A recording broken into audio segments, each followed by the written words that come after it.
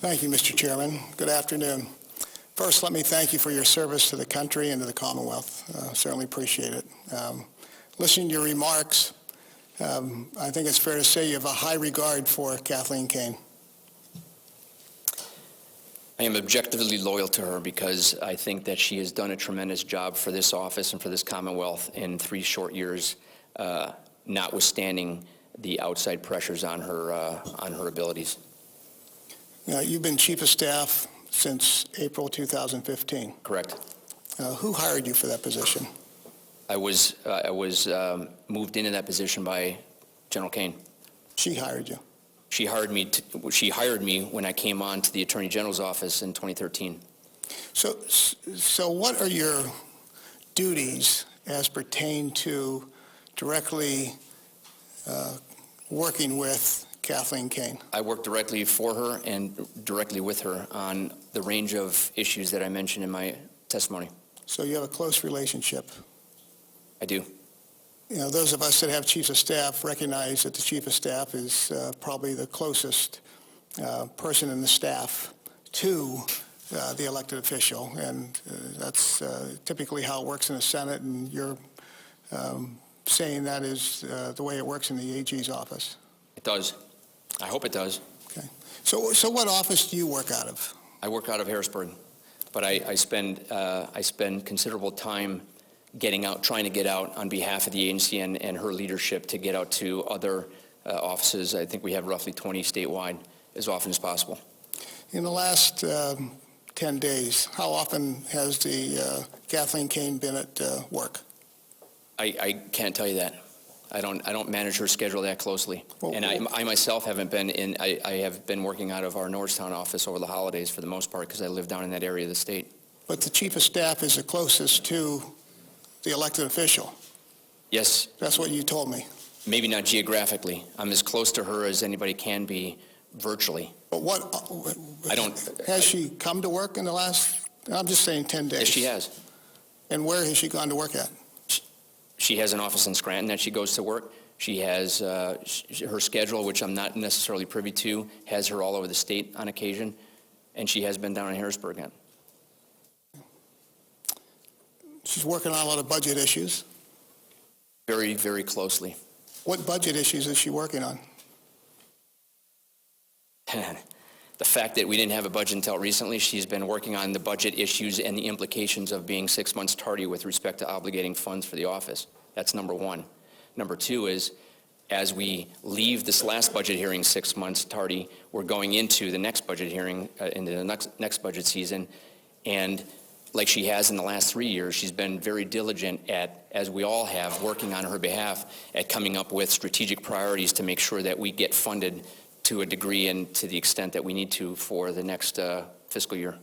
Well, I appreciate the fact that you spoke that the General Assembly has supported many of the policies and also funding requests. Is that accurate? It is accurate. Okay. Well, I'm just pleased that you point out there has been much support in the past. It goes beyond support, Senator. It goes beyond, it goes to, I think, the core of her leadership and her ability to do in 3 years what hadn't been done in about 5 or 6 years prior to her administration, which is to have 3 sustained years of increases in funding. Mm-hmm. What did the governor do in the line of the Office of Attorney General when he signed the budget? This last just a few days ago. What did he do? I'm sorry, I don't understand. What did he do in regard to the line of Office of Attorney General when he signed the budget? Did he veto that line, or did he blue line it? No, we got the funding that we need. Okay. Now, let me correct that. We got the funding that we requested. Okay. So the budget issues she's working on aren't past, they're future? No, they're past because there were funds that we could not obligate during the impasse. Okay. There are funding and personnel decisions. There are holds on the acquisition of personnel, the acquisition of material, the acquisition of office mergers. I mean, there's all sorts of things that we have to deal with on a day-to-day basis, and she's part of those deliberations. I believe that the first deputy quoted that the Office of Attorney General does a vast amount of legal work, or a vast amount of the work is legal. The office? That's true. That's what he testified. The office, that's true. Okay. The office, okay. And you basically said Beamer's characterization of that is almost absurd. What I said was that the vast majority of, you said that he said that a lot of it is legal. What I said is the vast majority of what we do on a day-to-day basis is operational or administrative or logistical or investigative in nature. Did you not use the word absurd? I think it is an absurd characterization that the vast majority of what this office does is legal technically. Absolutely. So what part, so you're saying that let me get this straight then. Are you saying that those that testified previously, such as the first deputy, they misled or lied to this committee? I can't speak for them. I can tell you what based on my experience and my role in the office and what it is I do on behalf of the Commonwealth, I can tell you that the vast majority of what this office does is outside the practice of law. I'm not saying that it doesn't involve law. We have 300-plus attorneys that work legal issues on a daily basis. But if I go back to what I said about our website, we have, if the creation of public policy is not law, if keeping our staffing up to appropriate levels is not law, we do a lot of things outside the practice of law.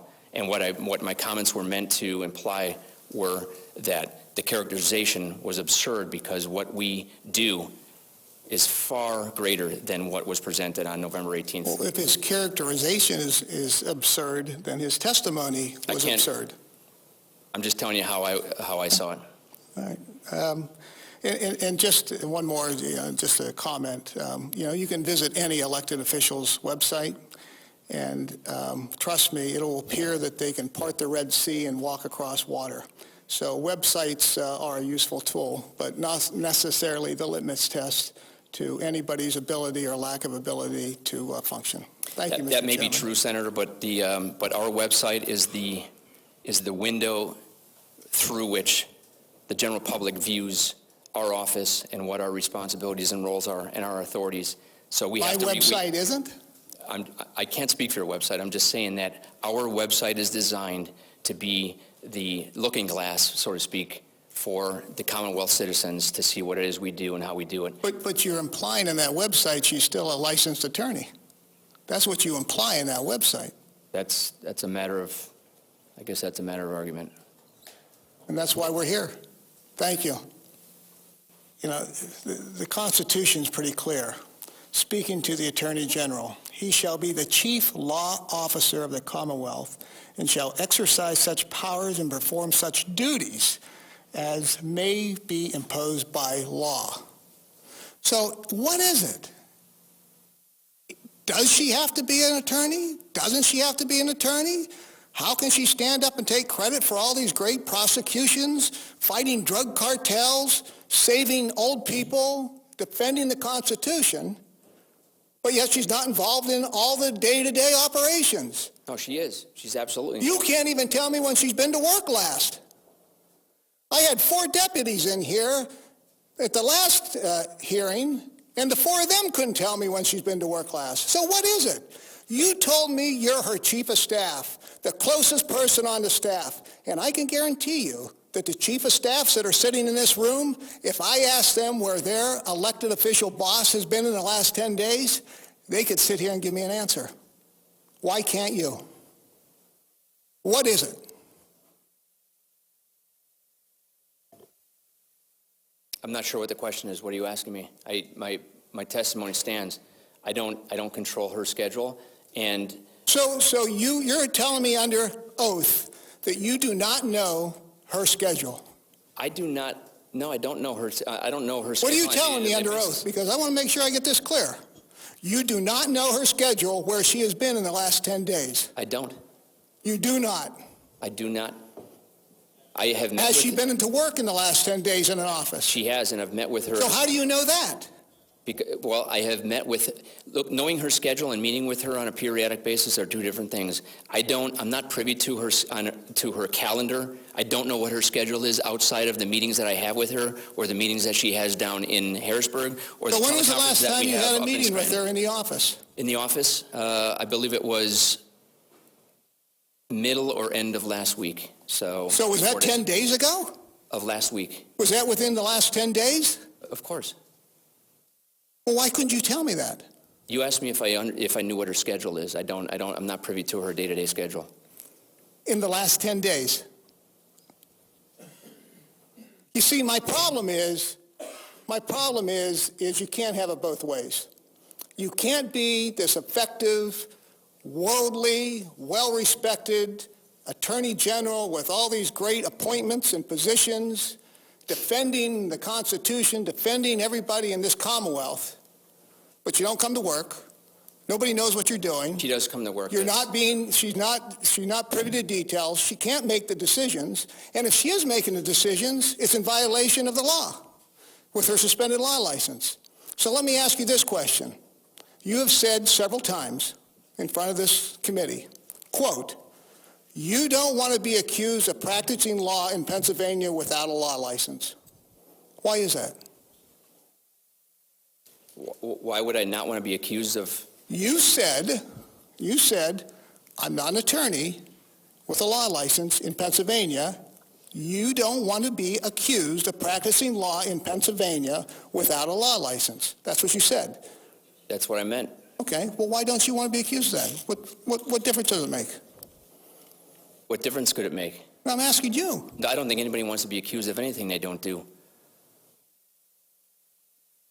But what are the repercussions of being accused of practicing law in Pennsylvania without a law license? I have no idea because the Pennsylvania bar doesn't have any jurisdiction over me. Well, why are you so worried about being accused Not of worried it? about it. Well, you said you've been accused three times. Never You said I said you have don't been want to be accused. Never said I've been accused. I said I didn't You want to said be you accused. don't want to be accused. And there's a bunch of things I'm sure that you would not want to be accused of either, Senator.